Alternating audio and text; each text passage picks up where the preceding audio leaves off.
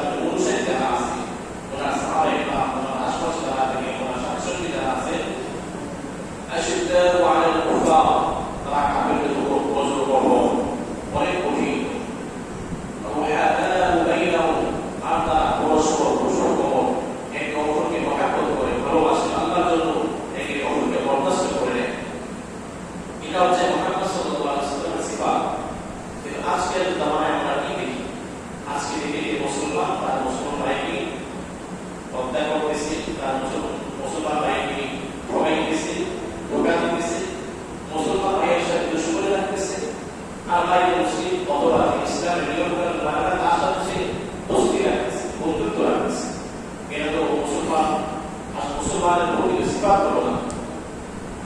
মেনে তারা বসবে জন্য আমাদের বুঝতে হবে একজন আল্লাহ থেকে আল্লাহ মুসলমান যে নাকি আল্লাহর হুকুমগুলো পালন করার চেষ্টা করে, হয়তো তার বাড়ি গাড়ি নাই, হয়তো সে অনেক নামি জানি না, হয়তো সে অনেক উল্লেখযোগ্য না, কিন্তু এই আল্লাহ থেকে আল্লাহ মুসলমানের মর্যাদাও আল্লাহ তাআলার কাছে এর বিপরীত বাইরে মুসলিম দ্বারা সারা পৃথিবীও হয়ে যায় তাদের চাইতেও বেশি।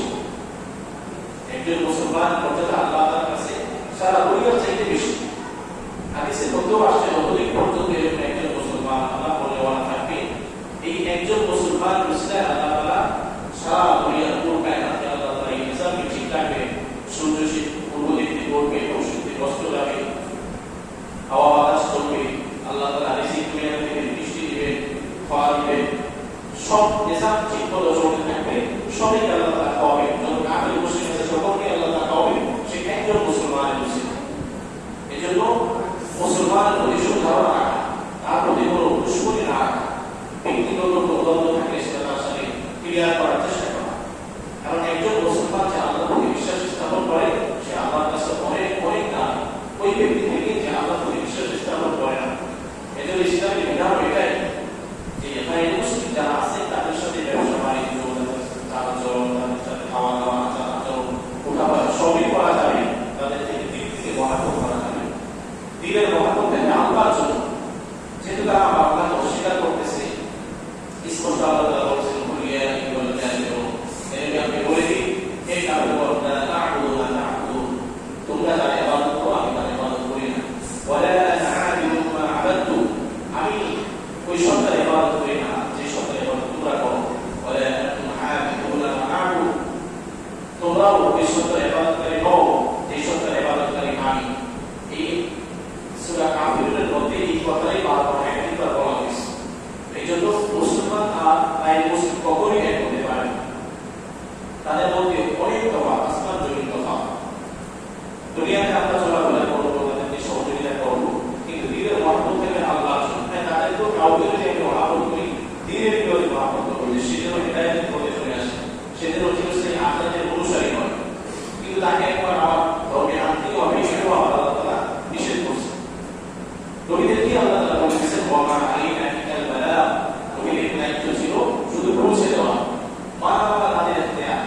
যদি কেউ মানলো আলহামদুলিল্লাহ সে কামিয়াব হবে, যে মানলো না সে আল্লাহর কাছে হিসাব দিবে, সে আল্লাহর কাছে যখন দাঁড়াবে নবীদেরকে বলা হবে যে তোমরা কি দাওয়াত পৌঁছেছো,